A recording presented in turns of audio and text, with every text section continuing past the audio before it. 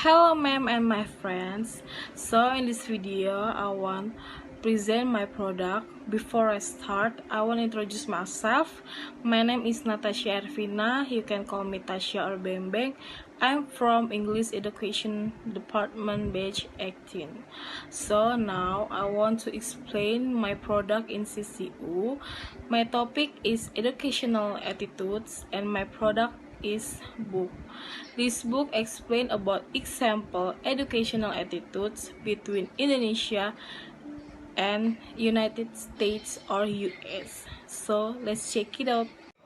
Okay, this is my product. This is a book. I want to explain you one by one. In here I put definition of education attitudes. Education attitude is closely related to one's own values. The attitude is a reflection of a shared value. Therefore, educational attitude is basically educational value. Value is a concept that is in the human mind that is hidden, is not in the empirical world. And then I put 5 types of directional attitude.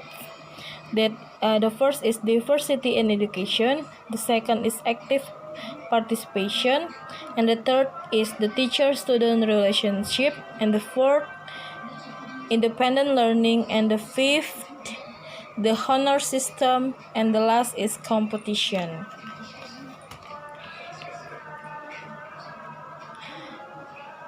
In here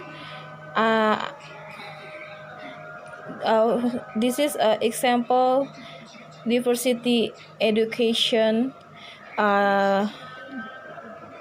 between Indonesia and US. In Indonesia the first is generally the teaching method and curricula in school or universities are same each other.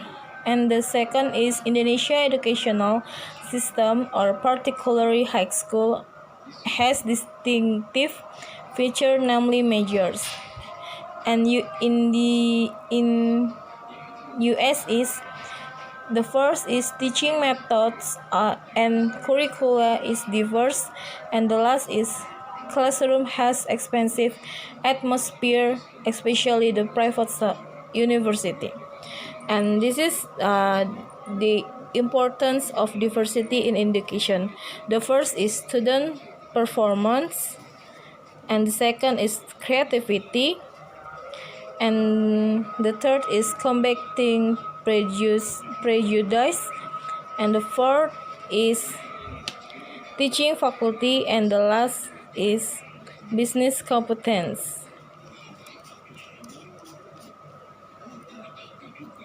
And this is active participation. In Indonesia is the first is a good listener but bad participant in discussion, and the second is when there is a group assignment just 4 of them do it, the other just really on them, and the last is not using a change to asking question when the teacher given it. In US is the first active participant while teacher has a passive role, and the last is many courses are organized around classroom discussion, student question, and informal lectures. And this is benefit of active participation. The first is increased independence, and the second is higher self-esteem, self-confidence, and self-awareness, and the last is better overall well-being. Next, the teacher-student relationship. In Indonesia, that is the first, sometimes the student also not obey the two teachers rule, and the second is teacher and student only make a relationship which related about subject and academy in school or universities, and the last is less appreciate to their teacher.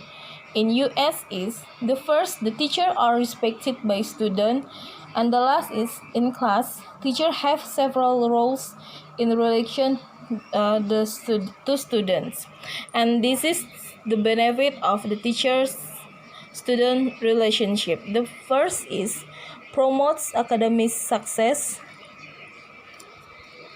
The second is helps to develop self-worth, and the third is professional growth, and the fourth is display a positive attitude, and the last is make learning fun.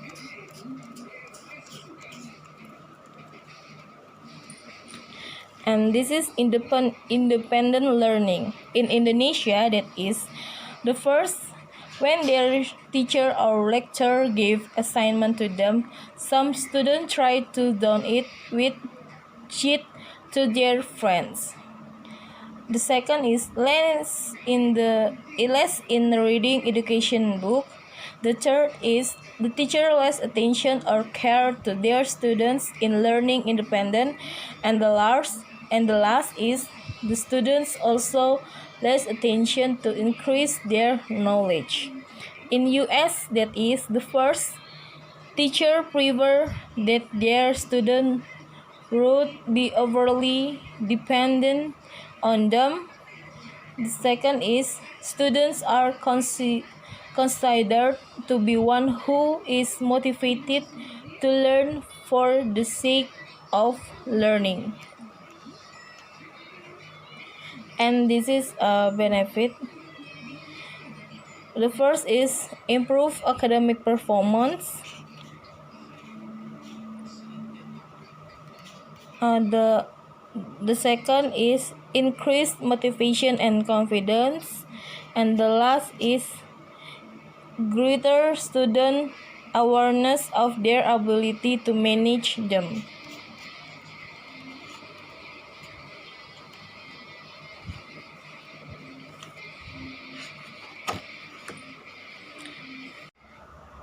And this is the honor system, but the internet or book not have between Indonesia and US.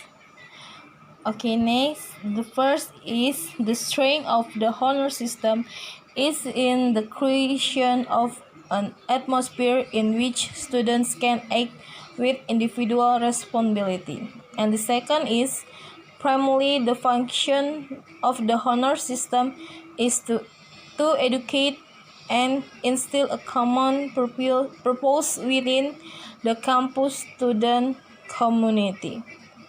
And the last is competition. In Indonesia, that is collectivistic. The second is students tend to be silent if they have a question. The third, student may share lecture notes or information. And the last is a high grade point is less important. In US, that is the first, individualistic. The second is students should not hesitate to ask for help if it is needed. The third is students may be reluctant to share lecture notes or information for fear that their own grades will suffer. And the last is a high grade point average is needed for entrance to superior graduate school. And this is motivation. The real education is your attitude and behavior with others. It defines your whole personality, no matter how qualified you are. So that's all about my product. Thank you.